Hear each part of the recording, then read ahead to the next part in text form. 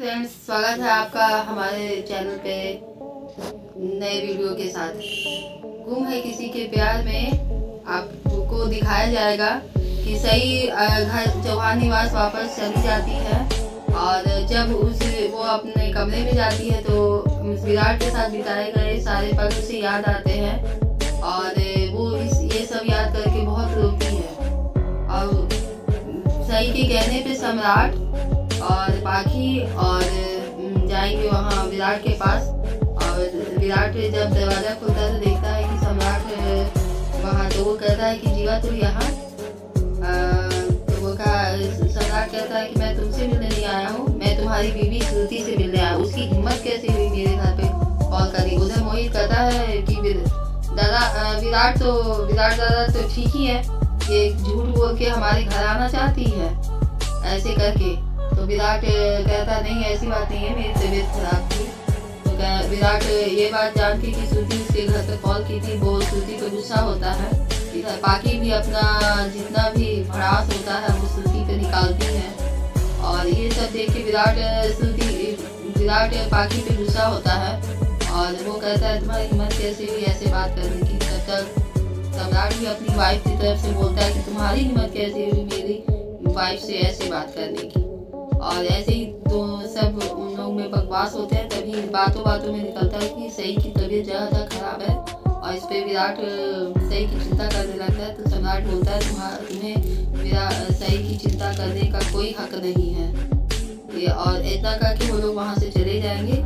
और इधर सही भी अपना मंगलसूत्र उतार के वापस आई को दे देगी कि इस पे मेरा कोई हक नहीं है, इस पे विराट सर की वाइफ का हक है जो कि श्रुति चौहान है। श्रुति चौहान को ये मंगलसूत्र वापस कर दीजिएगा। ये बात कहती तब तक आई कहती है कि तुम मेरा बेटा तुम्हारे लायक नहीं था और मैं अपनी बेटी की दूसरी शादी करूँगी। ये बात कहती, ये बात सुन के सही अपसेट हो जाती है।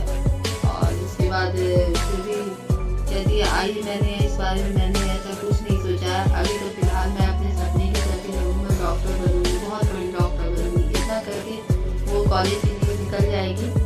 और इससे आगे आप देखेंगे कि कॉलेज में उसकी तबीयत ठीक नहीं रहती है। तो कॉलेज से लौटते समय उसकी तबीयत ठीक नहीं रहती है।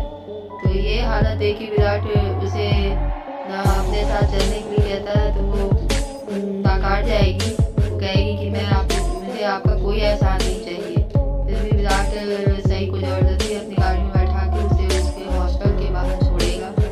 और सही इधर सदानंद जो विराट को धमकी दिया था वो देखता है श्रुति और विराट को एक साथ और दोनों को गले लगे उधर। और श्रुति भी विराट को अपने प्यार का इजहार करेगी कि मैं तुमसे विराट प्यार करती हूँ। और इतना करके वो विराट के गले लग जाएगी। विराट की किस्मत इतनी खराब है उसी समय सदानंद की एंट्री हो जाएगी।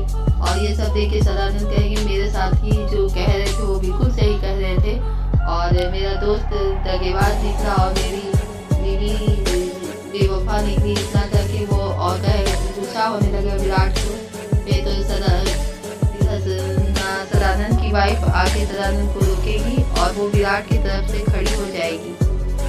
ये सब देख के सदानंद को बहुत दुख होता है और वो कहता है विराट की तुमने जैसे मेरी ज़िंदगी बर्बाद की है मैं तुम्हारी भी ज़िंदगी बर्बाद कर दूंगा। इतना करके वो धमकी दे के वहाँ से चला जाता है। और अपने धमकी को अमल करने के लिए वो सही को किडनैप कर लेगा और किडनैप करके उसे अपने अड्डे पे ले जाएगा। और ये सब होने के बाद पुलकित जब देखेगा कि सही कॉलेज नहीं आ रही है तो वो पता लगाने के लिए उसको हॉस्टल जाएगा। तो हॉस्टल में पता लगेगा कि वहाँ भी वो नहीं है। तो वो सम्राट के पास कॉल करेगा कि सही का कुछ पता नहीं चल रहा, सही क्या वहाँ ही। तो सम्राट कहेगा नहीं। फिर उसे चिंता होने लगेगी और जितने भी सही को पसंद करते हैं वो सारे सही की चिंता करेंगे और जो नहीं पसंद करते वो ताने देंगे और उसके बारे में ऐसे ही कुछ बोलेंगे। इतना का फिर भी सम्राट का इस पर कोई फर्क नहीं पड़ता और सम्राट उसे सुनने की कोशिश करेगा। और इधर ये सब बात विराट को भी पता चलेगी और विराट को पता चलने के बाद विराट सही ऐसा लगेगा कि सही हो सकता है उससे नाराज होकर कहीं चली गई है, लेकिन उसे फिर सदानंद की धमकी याद आएगी। उसे समझ में आ जाएगी कि लगता है सदानंद ने सही का किडनैप कर दिया है। अब आप आगे देखेंगे कि विराट की फिर से मिशन पे जाने वाला है और वो मिशन कुछ और नहीं, सही की खोज करेगा कि सही को सदानंद कहाँ ले गया है और सही को बचाने की कोशिश करेगा। थैंक यू, धन्यवाद।